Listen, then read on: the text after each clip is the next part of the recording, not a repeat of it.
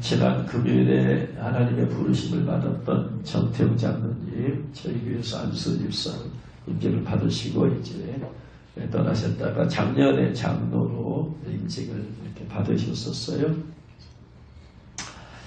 그래서 12월 31일 날 이렇게 장로님께서 예수병원에 계시다라는 말을 듣고 그래서 깜짝 놀랐습니다. 그 전에 이렇게 한 번씩 통화할 때 이렇게 건강을 제가 항상 전화 물어보거든요. 어떠시냐고. 그러면 괜찮다 하셨는데 갑자기 병원에 계신다고 하니까 또 이렇게 상황상 좀 이렇게 많이 안 좋은 것 같다는 이렇게 얘기를 들어서 그래서 갔더니 병원에서 이렇게 뵀는데 여러 가지 일을 하고 그 다음에 이제 기도해드리고 그리고 왔어요. 왔는데 집에 와서 내가 사모하고 얘기하면서 병원에 다녀왔다고 얘기하면서 제가 한 얘기가 있습니다. 사모한테 얘기를 했어요. 그 전에 꿈을 꾸었는데 정태웅 집사님이 검은 상복을 입고 있었더라. 그래서 나는 이분이 돌아가실란가 생각을 했는데 인간의 생명 문제는 아주 중요한 문제라서 함부로 내가 말을 못하고 그래서 이제 기도만 하고 그랬는데 그러면서 제가 또 이렇게 기도하다가 혹은 꿈을 꾸다가 때로는 꿈에서 혹은 기도하다가 환상으로 음성으로 말씀하신 것들을 적어놓는 제 1인 밴드가 있다고 했잖아요.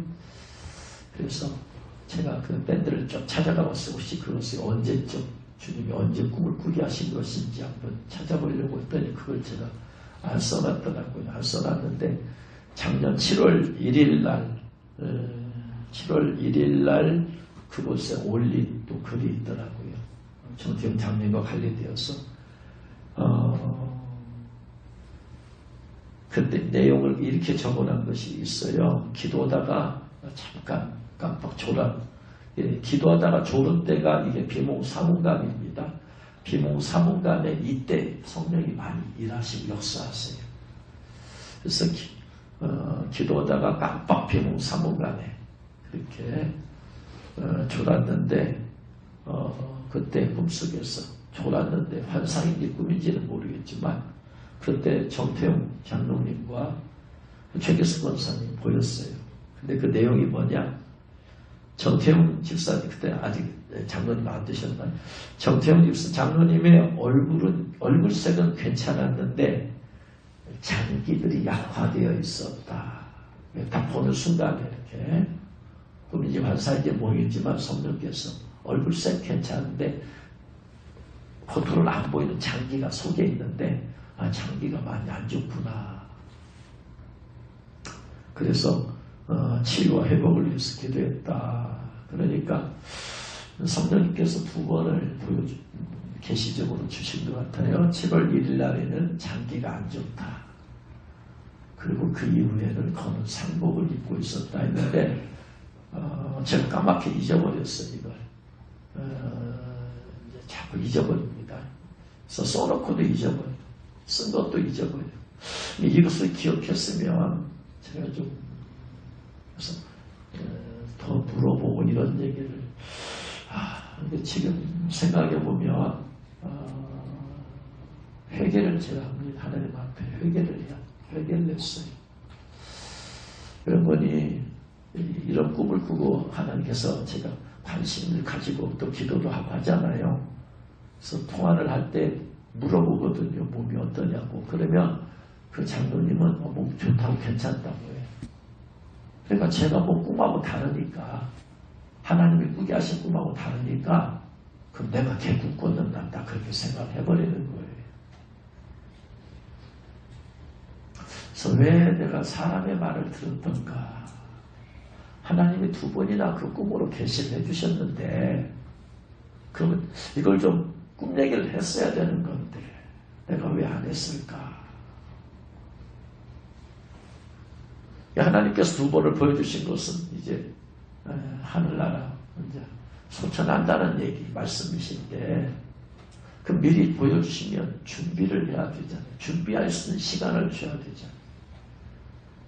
개개인의 삶도 이제 주님 만나려면 철저히 회개하는 준비도 해야 되잖아요. 주님 만나려면 철저히 회개하고, 예수 믿었으니까 천국 가겠지만 철저히 회개하고 신부 예복 입고 가야 되잖아요. 그렇지 않으면 천국 가더라도 손 밖으로 가니까. 그 준비라는 것이 하루 이틀 내서 되는 게 아니잖아요.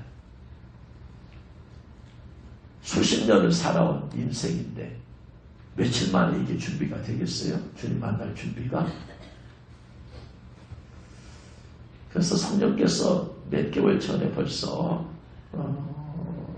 보여주시고 이렇게 하셨는데, 개개인의 삶도 준비해야 되죠. 가족들과의 관계도 준비해야 되죠. 정리해야 되지. 또 사업을 하고 있잖아요. 사업체도 준비를 해야 되지. 이거 사업의 문제가 크게 하고 있는데, 제가 회개를 주님 앞에,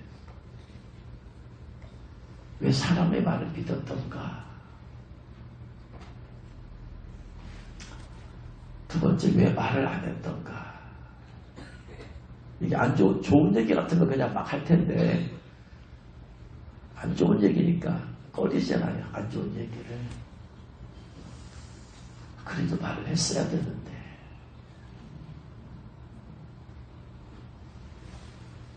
그래서 제가 주님 앞에 회개를 하면서 뉘우치고 있습니다. 지난 12월 31일 날 봤을 때, 그리고 나서 이제 지난 금요일 날 돌아가셨으니까 열흘도 안 되었을 때, 웃으면서 얼굴 봤던 그분이 이제는 어쨌든 시체가 되었잖아요. 사람의 죽음은 예고 없이 오죠. 그날과 그 시는 아무도 모르니까. 인생의 종말이죠. 인생의 종말을 제대로 준비하고 가는 사람은 별로 없을 겁니다. 누구나 다 이 땅에서 더 살기를 원해. 병에 걸렸어도 살기를 원하는 마음이 있는데 준비하겠어요? 안 하죠. 죽음을 받아들여야지 죽음의 준비가 되는 거야. 이 땅에서 나이도 62세밖에 안 되셨는데 장로 이제 임직받아서 1년도 안 됐는데, 그러면 더 주님께 영광 돌리고 싶고 하는 그 마음이 있지 누가 준비를 하겠어요? 벌려진 일도 사업체도 있는데, 그냥 받아들일 준비해야지 준비가 되는 거지. 그러니까 예고 없이 오는 거 아닙니까? 예고 없이. 인생의 종말이라는 예고 없이. 그 다음에 갑자기. 물론 이제 병가가는 최계수 권사님 나름대로 준비를 했었는지 모르지만, 그 최계수 권사님의 마음의 준비지.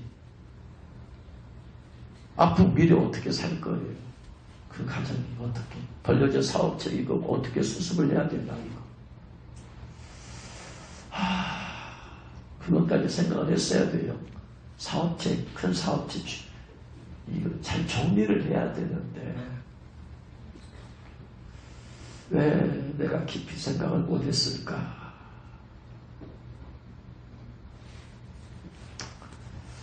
그래서 인생의 종말은 이렇게 예고 없이 오듯이요, 세상에 예수님이 오시는 종말도 이렇게 예고 없이 오고, 준비된 사람에게는 아무런 문제가 안 돼. 준비가 안 된 사람에게는 이게 갑작스럽게 되는 거예요. 그죠?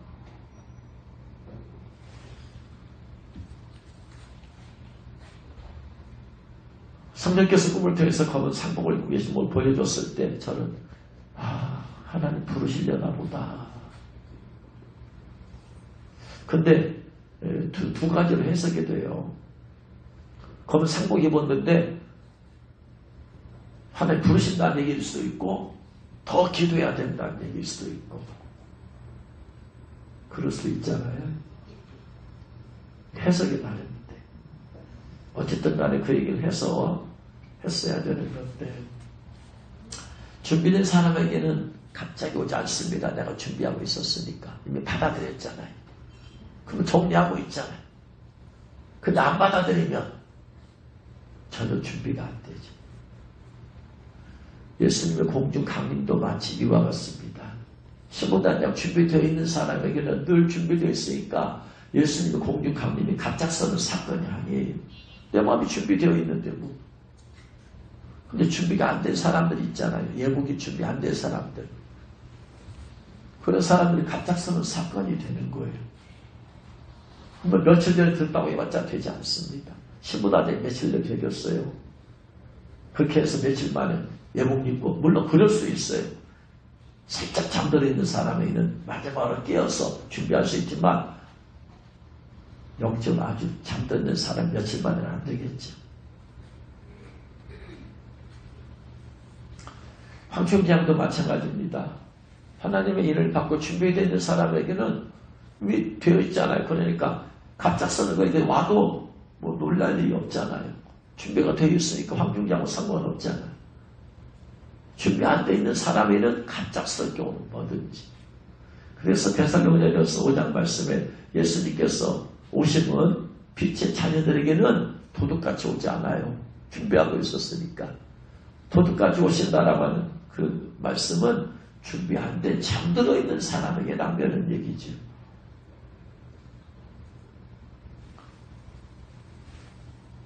그래서 인간의 종말과 세상의 종말 혹은 예수님의 공중 강림 사건, 황충기양 사건은 다 동일한 그러한 게 흐르는구나. 준비된 사람에게는 준비가 되어 있으니까 마음에 여유가 있죠. 받아들일 준비, 죽음을 받아들이고 죽음을 준비했으니까 여유가 있어 이제. 그럼 더 회개하고 더 주님 만날 준비할 시간이 있잖아요. 그런데 그 마음속에 그래도 치유받기를 원해지고 치유받기를 원하는 12월 30일날 가서 어쨌든 저는 이제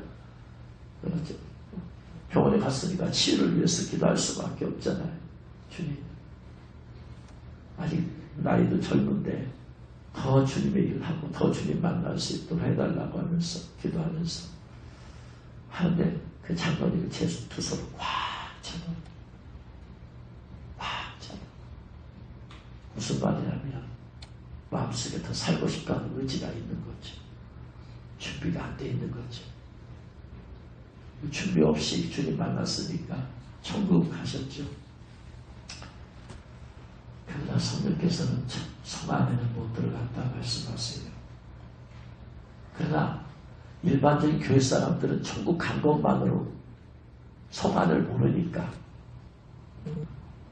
그래서 빈소에 갔을 때 자녀들이 아버지 천국에 가셨다고 천국에 가셨다고 위로를 그렇죠. 천국 갔으니까 위로를 받아야 되지만 제 마음속에서는 천국 가셨지만 성 안에 못 들어갔으니 마음이 평안하지가 않죠. 일반 성도는 천국만 가도 감사.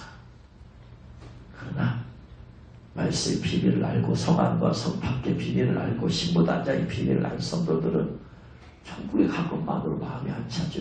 성 밖의 모습에 수없이 설교 말씀을 들었는데 여러분 미리 준비할 수 있기를 바랍니다.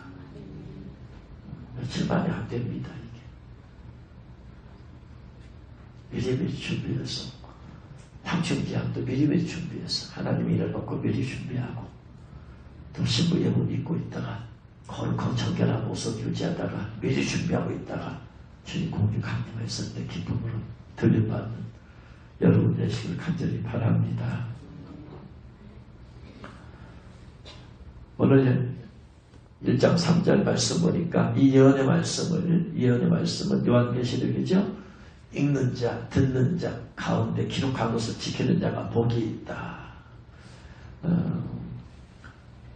구약시대의 복이 있고 신약시대의 복이 있고 신약시대의 마지막에 계시록시대의 복을 성경 나누어 말하고 있다고 말씀을 드렸어요. 구약시대의 복은 건강의 복이죠. 물질의 복이죠. 그 다음에 세상의 지혜, 성공이죠. 성공의 복이에요. 구약시대의 복은 특징은 눈에 보이는 것이라고 그랬어요. 구약시대의 죄는 눈에 보이는 죄야. 마음으로 지은 죄라고 안 했어요. 눈으로 보이는 죄. 눈으로 볼 수 있는 행동으로 도둑질했다, 간음했다, 살인했다. 눈에 보이게 하는 그 행동의 죄를 죄라고 하셨듯이 하나님께서 구약시대에 주시는 복들은 눈에 보이는 복, 건강의 복. 건강의 복 받지 못하면 병든 것. 신명기 28장에 보면 축복을 받지 못한 자들, 저주받은 자들의 여러 가지 질병이 나열되어 있죠. 또 물질의 축복의 복. 그래서 저주받으면 물질이 저주가, 가난의 저주가 온다는 걸 말하고 있죠. 또 하나님께서 세상의 지위를 높여주신 하나님께서 다윗 양을 치던 목동을 하나님께서 왕의 자리까지 높여주시오. 그래서 높여주심을 통해서 그 이름이 온 땅에 퍼지게 만들어주시오. 지위의 복, 성공의 복이죠. 이게 구약시대. 그래서 구약시대는 그 복을 받는 거죠. 구약시대는 구약의 복을 받는 거죠. 근데 신약시대에 와서는 눈에 보이는 복을 말씀하지 않죠. 영적인 복을 말하죠. 에베소서 1장 3절에 찬송하리로다 하나님 곧 우리 주 예수 그리스도의 아버지께서 그리스도 안에서 하늘에 속한 모든 신령한 복을 우리에게 주시되 그리스도 안에서 신령한 복. 그래서 신약의 복은 예수 그리스도 안에 있다. 모든 축복이. 그 다음에 신령한 복이다. 영적인 것이다. 물질의 축복 받았어도 영적인 복을 받지 못하면 그것은 축복이 신약시대는 축복받았다고 말을 못해. 성공에서 높은 지위에 올랐어요. 또 건강의 복도 받았지만 영적인 복을 깨닫지 못하고 받지 못하면 그건 복받았다고 할 수가 없다. 그래서 구약시대에는 물질의 복, 신약시대는 예수 그리스도 안에서 신령한 복. 그래서 그리스도 안에서 신령한 복의 첫 번째는 그리스도 안에 있는 구원이죠. 구원의 복을 받아야 된다. 돈 아무리 잘 벌고 성공하고 건강해도 예수 믿지 않은 다 치유하는 죄 때문에. 죄를 용서해 주러 오신 예수 그리스도 안에서 받을 복은 구원의 복이다. 두 번째, 그것만이 있는 게 아니라 예수 그리스도는 하늘과 땅의 모든 권세를 그분이 가지셨다. 그래서 그분으로 충만하면 충만할수록 하늘과 땅의 권세가 계속해서 임하고 차고 넘치게 되어진다. 그러니까 신약시대 성도는 이 복을 얻기 위해서 힘써야 돼요. 그러면 나머지 구약의 복은 따라오게 되어 있다. 따라오고. 그런데 보너스로 주시는 것을 얻기 위해서 힘을 써. 돈을 위해서, 건강을 위해서, 성공을 위해서 했어. 그러다 보니까 그리스도 아닌 영적인 복을 자꾸 놓치니까 결국은 그것도 빼앗겨버린다. 그래서 영적인 복, 그것을 마태복음 5장에서는 팔국이라고 합니다. 심령이 가난한 것이 영적인 마음이 가난하고 그들이 천국이 그들의 것이고 애통하는 자, 죄에 대해서 슬퍼하는 자가 복이 있다. 회개할 줄 아는 자, 죄에 대해서 그들이 성령의 위로를 받는다. 마음이 온유한 자, 친절한 자, 겸손하고 나는 예수님은 마음이 온유하고 겸손하다 했으니 그래서 사람들에게 친절하게 겸손한 마음으로 친절한 자 복이 있다. 그들이 땅을 기업으로 받는다. 의에 줄이고 목마른 자가 복이 있다. 의에 줄이고 성령에 충만하며 또한 하나님의 뜻을 이루는 것은 영혼 구원에 의에 줄이고 목마른 자가 복이 있다. 배부를 것이다. 남을 불쌍히 여기는 자, 긍휼히 여긴 자 복이 있다. 그들이 긍휼히 여길 것이다. 남의 좀 안 좋은 상황, 좀 굶주리고 헐벗은 상황, 고난과 어려움의 상황을 보고 긍휼히 여기면 내가 긍휼한 마음을 가지고 뭔가를 기도를 하던 위로를 해주던 삶을 도와주던 할 거 아니에요. 그 마음을 가진 자가 복이 있다. 마음이 청결한 자가 복이 있다. 마음이 깨끗한 자는 하나님을 볼 것이다. 화평케 자는 복이 있다. 하나님의 아들이라 일컬음 받을 것이다. 예수님은 화목케 하시는 직분으로 오셨기 때문에 의를 위해서 핍박을 받고 좁은 길로 걸어가면서 핍박을 받는 자가 복이 있다. 천국이 그들의 것이다. 그래서 신약시대 이런 복을 받아야 돼. 이런 복. 나머지는 그냥 부수적으로 따라오는 것이다. 그런데 신약시대 끄트머리가 계시록 시대다. 계시록 시대는 계시록의 예언된 말씀이 이루어지는 시대가 계시록 시대다. 그 계시록 시대는 특징은 예수님의 오심이 이제 아주 가까워서 하나님이 예수님께서 징조들을 예수님께서 말씀하시죠. 너희들이 하늘이 좀 먹구름이 끼고 하면은 비 올 줄 알고 하늘이 좀 푸른 하늘이면 날씨가 맑을 줄 알면서 왜 종말의 징조를 깨닫지 못하느냐. 영적인 징조를 깨달아라. 그래서 계시록 시대는 하나님께서 징조들을 통해서 예수를 가까이 왔다라고. 지금이 바로 계시록 시대다. 왜냐하면 7번째 이미 떼어졌고 이제 나팔 재앙이 이제 다가오기 때문이다. 언제 올지 모르기 때문에 그 나팔 재앙 가운데 5번째 나팔 재앙이 황충 재앙이고 7번째 나팔 불기 전에 예수님 공중 강림하시고 신부들이 휴거하니까 지금의 계시록 시대다. 근데 계시록 시대에는 계시록 시대에 받아야 될 팔복이 또 따로 있다. 그러니까 신약 시대에 살고 있는 성도들은 계시록 시대 이전에는 신약 시대 팔복만 받아도 됐지만 이제는 계시록 시대이기 때문에 계시록 시대에서 계시록에서 말씀하고 있는 팔복을 받아야 된다. 8가지 복, 계시록 시대 받은 8가지 복이 있는데 오늘 읽은 3절 말씀에 그 가운데 3가지가 들어있어요. 1정 3절 말씀 중요하죠. 이 예언의 말씀, 계시록 말씀을 읽는 자가 복이 있다. 읽어라. 2번째는 듣는 자가 복이 있다. 설교 말씀을 자꾸 들어라. 3번째, 듣고 나서 그 가운데 기록하는 것은 말씀을 지키고 순종하는 자가 복이 있다. 왜냐하면 때가 가까웁니다. 때가 가깝다는 얘기는 무슨 말이냐면 계시록 시대이기 때문이다. 지금이 계시록 시대. 따라합니다. 지금은 신약 시대를 넘어서 신약 시대의 마지막이 계시록 시대다. 계시록의 말씀이 성취되고 있는 계시록 시대다. 계시록 시대에는 계시록의 팔복을 받아야 된다. 할렐루야. 이게 시대를 보는 눈이야. 지금 시대가 어느 때냐. 시세를 분별할 줄 알아. 시대가 어느 때냐. 지금 구약 시대냐, 신약 시대냐, 계시록 시대냐. 물론 계시록 시대도 신약 시대에 속하지만 성경은 특별히 계시록 시대다 말하지 않아요. 그러나 지금이 계시록이 이루어지고 예수님의 공중 강림과 이제 대환란이 앞에 이제 많이 다가왔으니까 그렇게 불러도 괜찮아. 그래야지 더 잘 준비할 수 있으니까. 그래서 이 1장 3절에 8가지 중에 무려 3가지가 있는데 왜 계시록 말씀을 읽어야 되냐? 때가 가까웠다. 지금 계시록 시대이기 때문이다. 계시록이 많아서 그래서 설교 말씀을 자꾸 들어야 돼. 물론 듣는다고 해서 다 그것이 계시록의 해석은 11, 10세기예요. 10명의 설교 다 다르다고 그랬어요. 그 가운데 이제 참 진리를 뽑아서 들을 수 있는 그것 다 나름대로 다 진리라고 외치잖아요. 저도 진리라고 외치잖아요. 그러나 어느 누구도 100% 확신할 수는 없어요.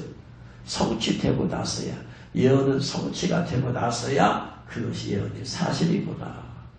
계시록 설교도 마찬가지예요. 앞으로 있을 일들을 예언적으로 설교하기 때문에 그것이 성취되고 나서야 그분의 설교가 맞구나. 이 설교는 틀렸구나. 황충장이 정말로 임하고 나서야 황충장에 대해서 많은 사람들이 대부분의 사람들이 황충장 설교할 때는 전부 다 황충의 가난의 저주를 설교하더라. 황충이 그 당시 한번 훑고 지나가버리면 그냥 나무의 풀 이러한 어떤 곡식들을 확 훑어버리기 때문에 황충이 지나고 메뚜기죠. 황충이 지나고 나면 남는 게 없어. 그러면 기근이 와버리는 거죠. 그래서 많은 사람들이 다 대부분이 99.9%가 황충재앙을 가난의 저주라고 그렇게 말을 다 설교를. 그러니까 하나님 볼 때 그게 아니잖아요. 지금 황충재앙이 하나님 볼 때 그게 아니니까. 그래서 하나님께서 부조한 종을 저를 사용하셔서 황충재앙이 고통이 뭔지를 직접 몸으로 겪게 하시고 그리고 나서 황충장처럼 써내라. 사람들이 잘못 알고 있다. 여러분 기근의 재앙과 실제로 제가 경험한 황충장과 어느 것이 더 심각해요? 비교도 안 돼. 기근의 재앙과는 비교도 안 돼. 실제적인 황충재앙. 기근 좀 당했다고 지옥 갔다고 고통이 있어요? 아니에요. 실제적인 황충재앙의 고통은 황충 마귀 귀신에게 쏘이는 것은 지옥 갔다고 지옥 가서 고통받는 거. 150의 황충재앙은 150도 지옥의 고통을 거기서 겪어야 되는. 회개한다고 해서 140일로 줄어들지 않아요. 기도한다고 해서 120일로 줄어들지도 않아. 그 150을 꽉 채워야 돼. 그래야 황충장이 끝나. 그래서 모든 예언적인 설교가 뭐냐? 앞으로 일어날 일을 설교하는 거예요. 앞으로 일어날 일에 대해서 설교하는 것은 그 말씀이 성취되면 그 예언적인 설교가 옳았구나. 그러면 틀렸다. 그러니까 예언적인 설교는 두렵고 떨리는 마음이에요. 맞을 수도 있고 틀릴 수도 있기 때문에. 틀려버리면 거짓 선지자가 되는 것이고, 물론 하나님이 다르게 할 수 있지만 이 주신 예언과 다르게 할 수 있잖아요. 이사야 선지자도 히스기야 왕이 죽는다고 예언했지만 그가 눈물로 기도하니까 하나님 살려주시듯이 달라질 수 있어요.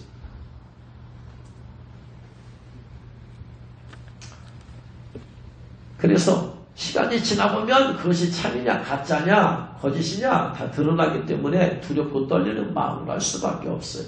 어느 누구도 자신을 못하는 거예요.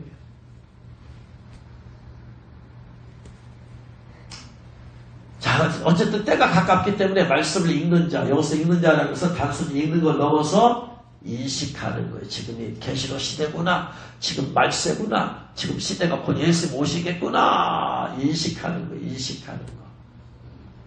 두 번째, 그 말씀을 수많은 유튜브에 수많은 설교들이 있고 수많은 말씀들이 있어요. 그 가운데는 그 모든 말씀의 100% 진리는 아니다. 진리는 아니다. 어떤 목사님께서 유튜브 하는 걸 제가 이렇게 가끔 한번 보는데 요즘 막 뜨나봐요. 막 갑자기 막 그분의 설교를 통해서 우는 소리를 막 하니까 사람들이 대리만족을 얻나봐요. 그분이 개척교회도 해보고 한 1000여 명이 넘는 교회도 해보고 하면서 이제 서로 교회를 개척하신 분이신데, 그러면서 해보니까 많은 경험이 이제 목회를 하다 보니까 그래서 지금은 개척해서 이제 올바른 소리들을 하면서 하니까 많은 분들이 수만 명이 그분의 설교 들으면서 옳은 소리를 듣고 싶어 하나 봐요. 근데 저도 이제 들어보니까 많은 부분이 공감이 도 되지만 그분은 자기의 경험을 얘기하는데 자기의 경험이 마치 옳다라는 것이 진리인 것처럼 말씀하는 걸 봐요. 진리는 아니에요. 자기의 것을 자기의 생각과 자기의 목회를 너무나 강조하다 보면 말씀을 전해서 진리의 말씀을 전해줘야 되는데 자기를 많이 가다 보면 비진리가 튀어나와요.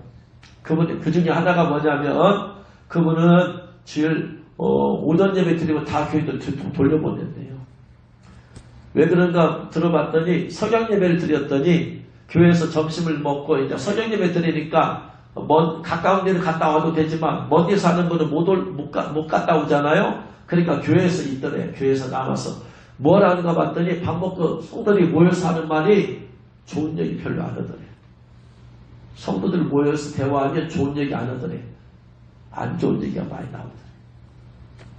이 성도들끼리 모여서 2차 부흥회를 하더래요. 근데 성도들이 모이면 은혜스러운 얘기 하겠어요? 은혜가 안 되는 얘기가 많이 나오겠어요? 여러분. 모두 다 성숙하면 은혜로운 얘기 나오지만 성도들이 그렇게 성숙하지 않아요. 그러니까 이런 얘기 이제 가깝다 보면 그냥 멀뚱하게 있을 수는 없으니까 이런 얘기 저런 얘기 다 할 거 아니에요. 처음에는 좋은 얘기도 할 수 있겠지만 나중에는 이런 사람 흉보고 저런 사람 흉보고 설교 말씀이 어떻다 저렇다 말씀이 있다. 성도들이 그거 하고 있더래요. 안 되겠다. 그래서 목사님이 이거 성도들 모여서 있게 만들면 은혜가 안 되는구나. 왜? 성도들이 그렇게 속수는 사람이 없다 이 말이에요. 성도들이 필요한 것만 딱 하고 모여 흩어져야지 인간적으로 가까워지면 인간적이 튀어나오고 누구에 대한 자기 생각이 튀어나오고 누구에 대해서 뒷소리하고 수근수근하게 되어 있어요. 왜? 100% 마음속에 귀신이 없고 성령으로 충만하면 그런 얘기 안 나와. 근데 대부분의 성도의 마음과 생각이 아직도 어둠의 영들이 들어있거든 지금. 그 영들이 뭐 하겠어요? 모이면 그런 얘기 자꾸 하게 만들지. 그러니까 딱 그 일만 하고 흩어지는 게 좋아. 개인적으로 가까우면 남들에게 못한 내 속내기 인간적인 일이 튀어나온다. 그것이 죄 짓는 것이다. 내가 내 자신에게 죄 짓는 것이고 내가 다른 사람의 죄 짓게 물들이는 것이다.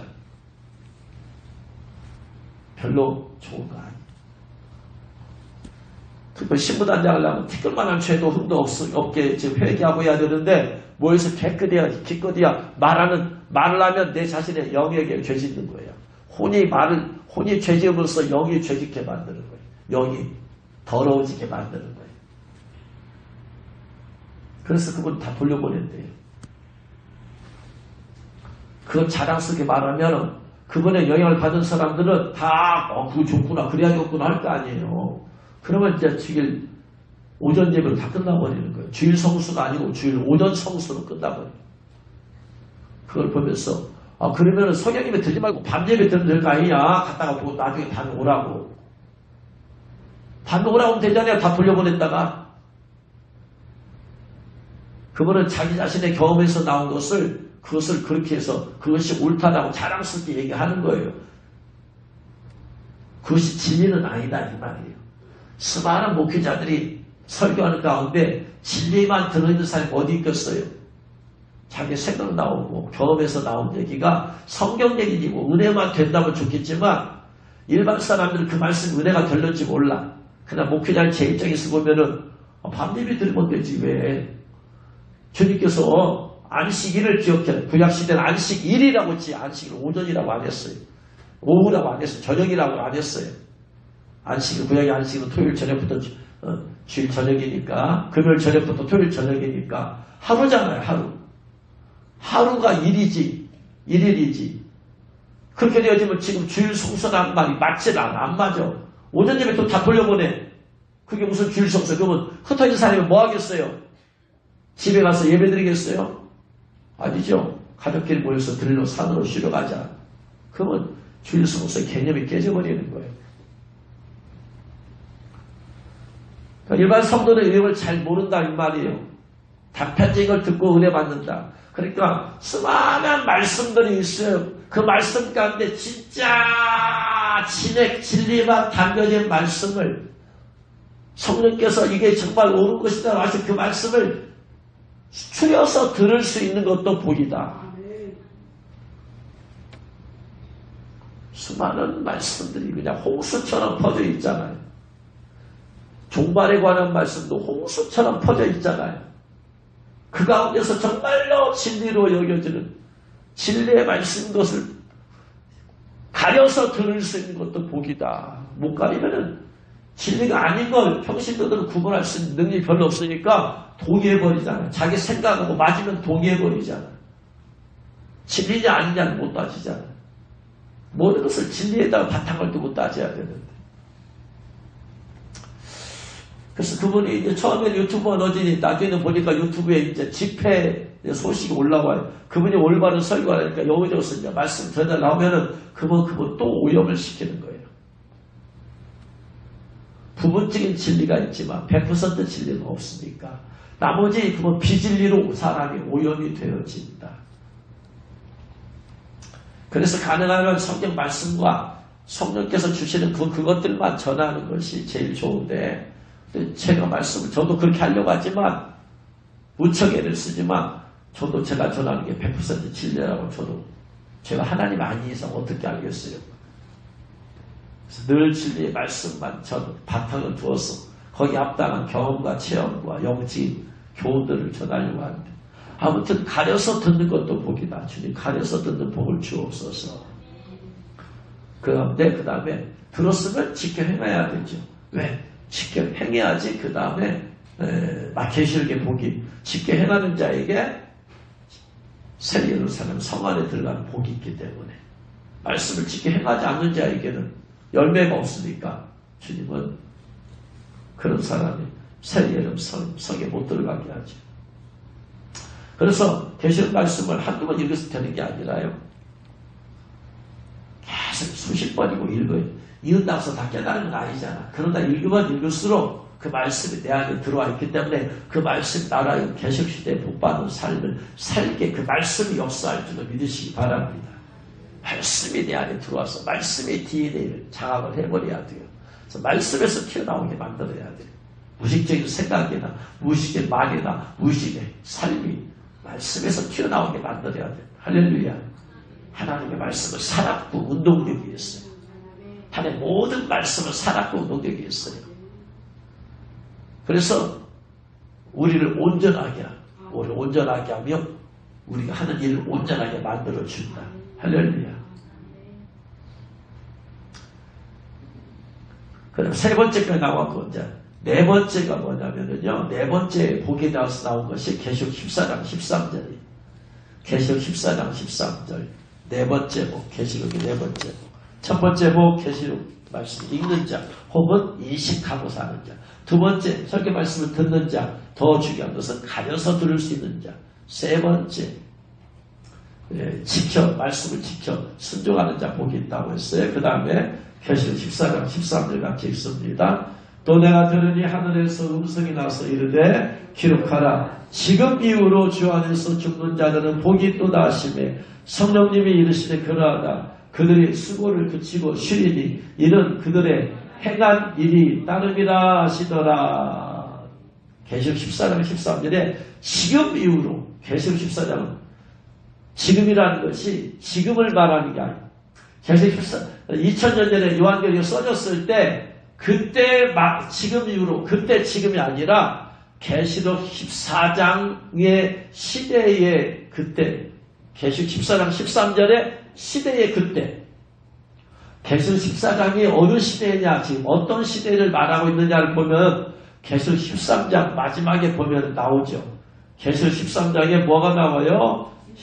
짐승의 표가 나와요.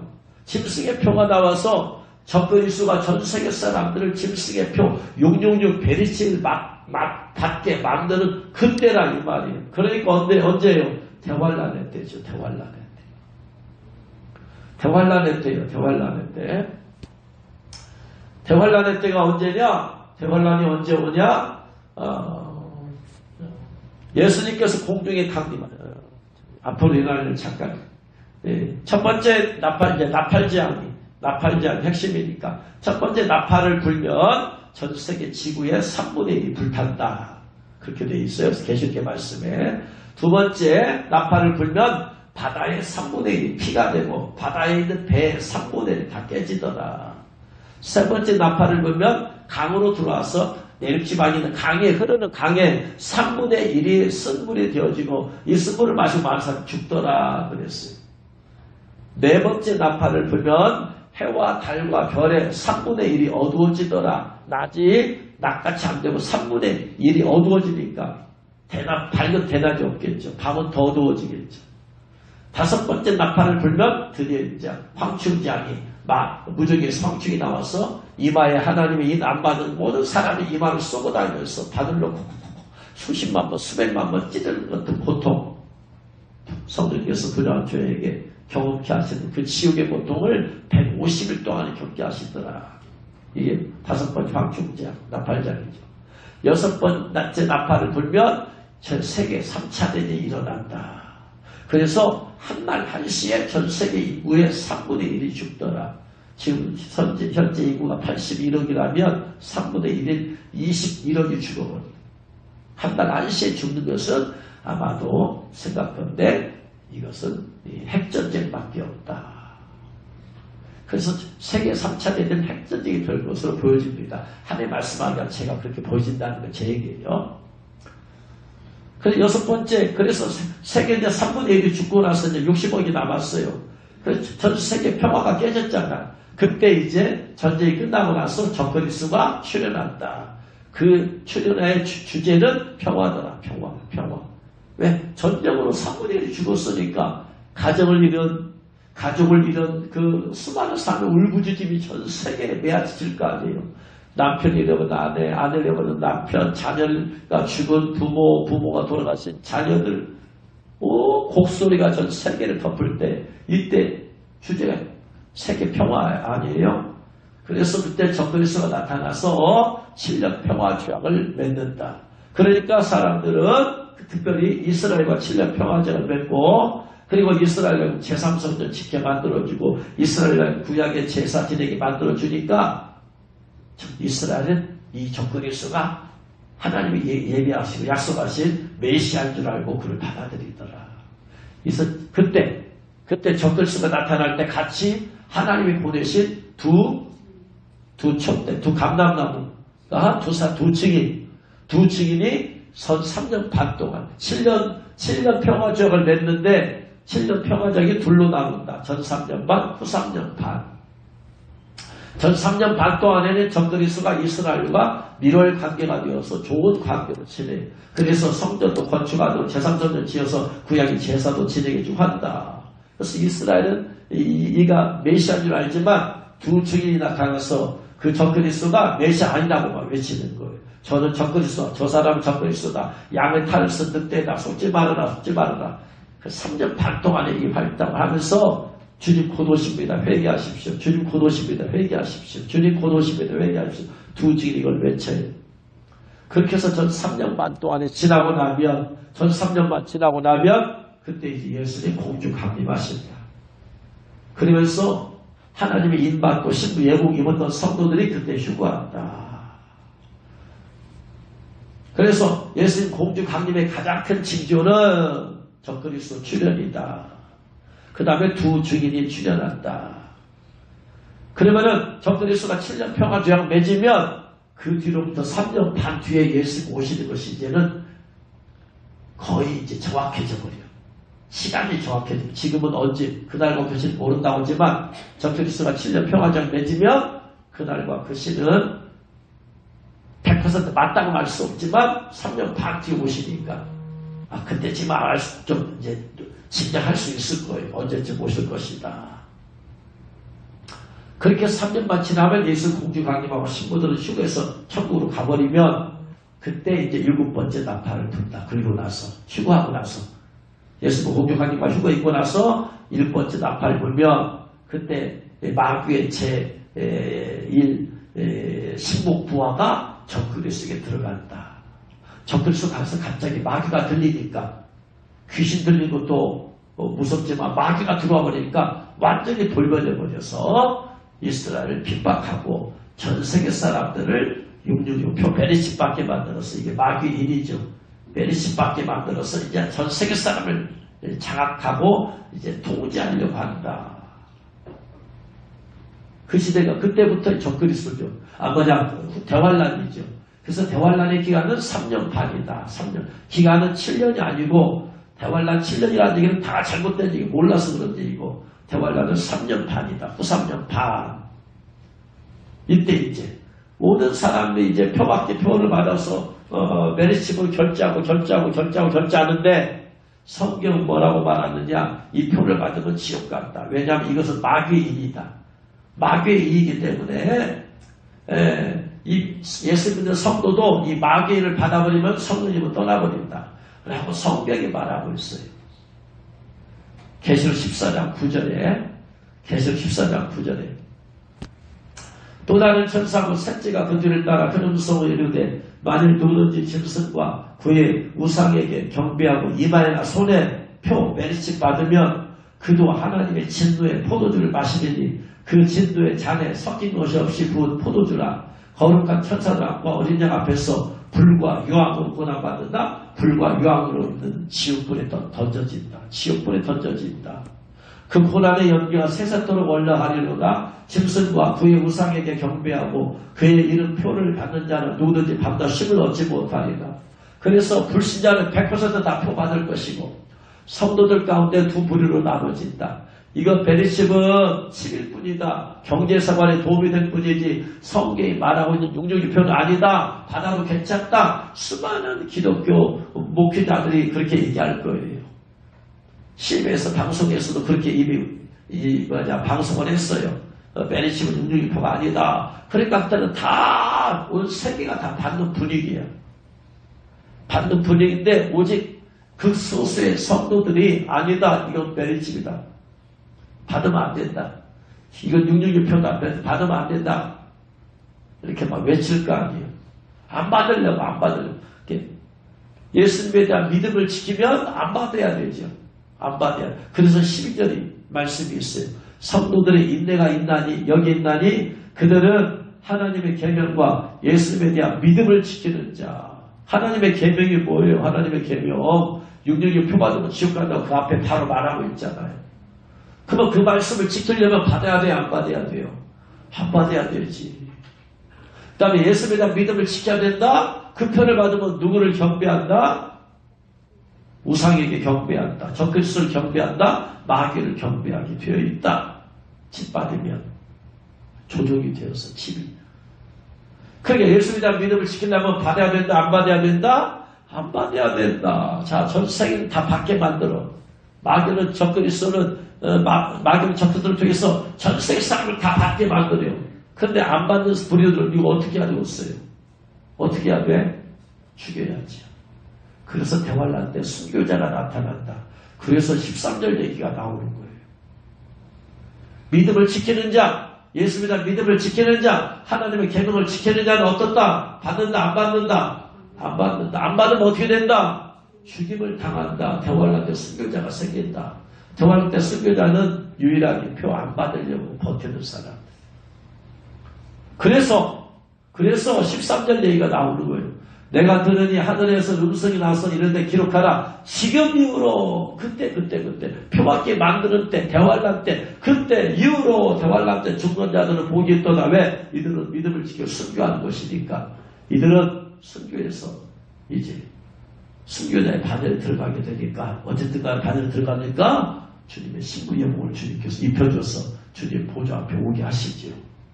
이거예요. 지금 이후로 주 안에 죽는 자들이라는 것은 대환란 때 예수님이란 믿음을 지키고 하나님의 계명을 지키기 위해서 베리십을 거부하는 거예요. 거부했더니 결국은 어떻게 하더라? 감옥에 갖다 집어넣고 어떤 사람들 본보기로 죽이기도 하더라. 그래서 죽임을 당한 사람이 있다는 얘기가 어디 있느냐? 요한계시록 20장에 있다 이 말이에요. 요한계시록 20장에 보니까 예수님께서 이 땅에 재림하셔서 천년왕국을 펼치실 때에 20장 1절로 4절 말씀 보면 또 내가 보면 천사가 무적의 열쇠와 큰 쇠사를 그의 손에 가지고 하늘로부터 내려와서 용을 잡으니 곧 옛뱀이요 마귀요 사탄이라 잡아서 천년 동안 결박하여 무적에게 던져놓고 잠그고 그 위에 임봉하여 천년이 차도록 다시는 망국을 유혹하지 못하게 했더니 그 위에는 반드시 잠깐 놓이리라. 4절 말씀 보니까 이제 천년왕국 시대가 됐는데 또 내가 보좌들을 보니 거기에 앉은 자들이 있어. 보좌에 앉아서 심판하는 권세를 받은 자들이 누군가 봤더니 예수님을 증언함과 하나님의 말씀 때문에 목배임을 당한 자들 영혼. 과라는 것은 아니고 집. 해석을 온전히 제대로 못했어요. 집 그렇게 봐야 돼요. 집. 공동번역 그렇게 있어요. 예수님을 증언함과 하나님 말씀 때문에 목배임을 당한 영혼들, 즉 목배임을 당한 자가 누구냐? 봤더니 짐승과 그의 우상에게 경배하지 아니하고 이마와 손에 그의 표를 받지 아니한 자들이 살아나서, 그래서 표 안 받는 것 때문에 죽음을 당한 자들이 살아나서 나중에는 심판하는 권세를 가진 왕의 보좌에 앉더라. 그래서 대환란 때 순교자들이 많이 생깁니다. 그래서 그때 순교한 자들이 복이 있다. 순교자는 어쨌든 순교자의 반열은 전부 다 새 예루살렘 성에 들어가고 전부 다 신부 반열에 들어가기 때문에. 그래서 네 번째 복은 대환란 때 죽으면 죽으리라. 각오해야 된다. 죽으면 죽으리라. 그래서 하나님의 인을 받을 조건이 뭐냐? 죽으면 죽으리라. 내가 말씀대로 하나님의 계명을 지키는데 내 목숨 걸었다. 나 예수에 대한 믿음을 지켰는데 죽음을 걸었다. 예수 안 믿은 사람, 믿음을 안 지킨 사람은 전부 다 그 당시에는 대환란 때는 영주의 표 베리십을 받기 때문에 믿음을 지키는 자만이 표를 안 받으니까. 그리고 지금 이제 그 믿음을 지키기 위해서 또한 황충장에서 보호받기 위해서 하나님께서 주시는 것이 이마에다 하나님이 인을 쳐주시는 건데, 그래서 인을 받기 위해서 뭐하라? 가장 중요한 게 죽으면 죽으리라.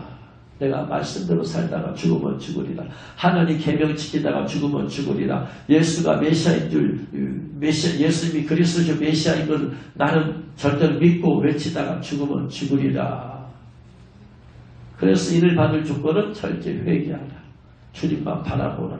세상 사랑하지 말고 주님을 사랑하라. 그리고 죽으면 죽으리라. 주님을 위해서 내가. 그래서 이 당시는 주님을 위해서 죽으면 죽으리라 각오와 함께 표현받아서 죽는 사람이 많이 나타났다. 그들은 순교자의 반열에 들어가서 신부가 자동적으로, 순교자는 자동적으로 신부가 되는 겁니다. 왜? 예수 때문에 내가 목숨을 걸었는데. 그래서 네 번째 복이 있는 자는 바로 대환란 시대에 표를 안 받은 거부해서 죽임을 당한 성도들이 복이 있다. 그러므로 그 믿음을 지금부터 갖고 내가 지금부터 죽으면 죽으리라 이런 각오로 살게 되어지면 하나님의 인도받고 대환란 가기 전에 신부 예복도 있고, 그리고 딱 그 믿음만 가지면 주님 오셨을 때 주님 앞에 들림받을 수 있음을 믿으시기 바랍니다. 여기까지 말씀을 드립니다. 지금은 계시록 시대라고 했어요. 계시록 시대는 구약 시대의 복보다, 신약 시대의 복보다 계시록에서 말씀하는 복을 받는 것이 제일 복된 자다. 그래서 계시록 말씀을 자꾸 읽으세요.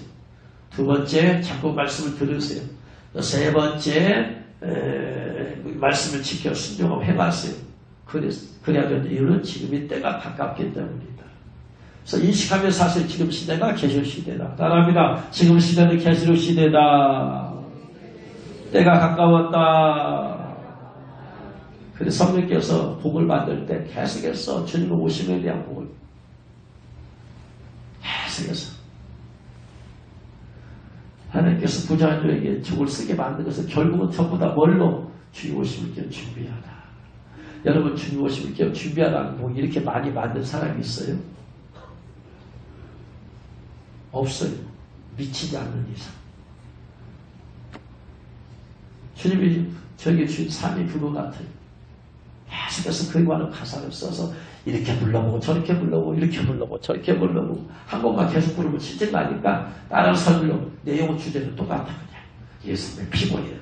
예수님의 오시. 때가 가까우니까 계속해서. 두 번째, 가려들어야 됩니다. 잘 모르겠다. 이 사람의 설교가 맞는지 옳은지 틀리면 잘 모르겠으면 물어봐요. 저한테. 들어보면 다 나와요. 들어보면 다 나와. 어제 밤에도 서울에 사는 어떤 분 전화가 왔어요. 자기가 다니는 교회에 이 교회가 제대로 가고 있는지 어찌고 있는지 잘 모르겠대. 의심이 된대 한 번씩. 내가 이 교회 다니고 있는데 내가 이 교회를 지금 잘 다니고 있는지 어찌고 다니는지 모르겠대. 그래서 제가 말씀을 드렸어요. 자, 그 교회가 좋은 교회냐 안 좋은 교회냐. 첫 번째 예수님이 오신 목적은 영혼 구원을 위해서다. 영혼 구원을 외치면 좋은 교회다. 영혼 구원을 위해서 기도하면 좋은 교회다. 두 번째, 지금 마지막 때다. 깨어있으라고 외치면 좋은 교회다. 못 외친다. 목회자가 잠들어 있는 것이다. 본인이 잠들었으니까 못 외치는 것이다. 깨어있는 목회자는 외치게 되어 있다. 깨어있어야 됩니다. 주님이 가까웠습니다. 여러분, 그 다음에 회개를 외치냐 안 외치냐. 회개를 외치면 주님을 잘 준비하는 거다. 회개 없이는 주님을 준비할 수 없다. 거룩한 주님 앞에 어떻게 내가 거룩한 신분 단장을 해야 된다. 어떻게 할 수 뭐냐, 거룩을 따르지 않고 어떻게 할 수 있느냐. 회개를 외쳐야 된다. 이런 근거를 이걸 기준으로 해서 봐라. 그랬더니 고국이 생각해보더니 자기 교회 지금 이제 전도사님인데 이제 올해 목회 안수를 받는데요. 말씀대로 살라고는 외치는데 회개는 외치지 않는데 거의. 두 번째 깨어있다라는 말도 외치지 않는데. 그러면 그 교회는 잠들어 있다. 목회자가 잠들어 있다. 목회자가 잠들어 있는 곳에서 내가 신문단장에서 그렇게 얘기하기 쉽지 않으니까 기도 많이 해봐라 알아서. 그게 기준이야. 오늘날 이 시대 계시록 시대 가장 좋은 게 기준이 뭐냐? 기본은 영혼 구원이야. 교회가 영혼 구원을 목적으로 해서 주님의 몸된 교회를 세웠잖아요. 영혼 구원을 해서 기도하고 전도하고 또 외치고 선교하고 이게 기본이 있어야지. 바탕에 이게 흘러야지 교회의 본 모습이죠. 그 다음에 지금은 계시록 시대다. 회개를 외치고 깨어있으면 외치고 깨어기다를 외쳐야 된다.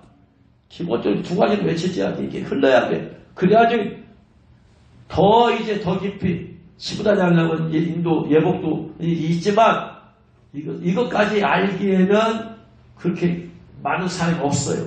죄에서 어쨌든 간에 흐드리는 그거니까 그 정도는 외쳐야 된다. 이거 외치지 않으면 교회 잠들어 있는 것이다. 그 잠드는 교회에서 내가 시부단이 하기 어렵다. 내가 찾아내야 돼. 그런 걸 찾아내야 돼.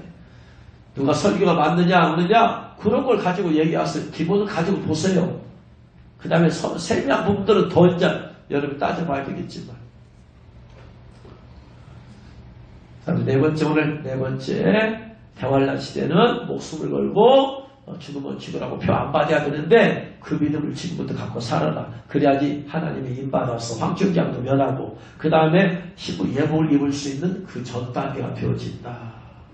하나님께는 여러분 우리가 다 그러한 믿음으로 살아서 과실에서 말하면 이기는 자가 바늘에 들어서 하나님 인도받고 신부 예복 입어서 잘 주심을 준비해서 주님 오시는 날 다 들림받을 수 있는 저와 여러분 되시를 주의 이름으로 축원합니다.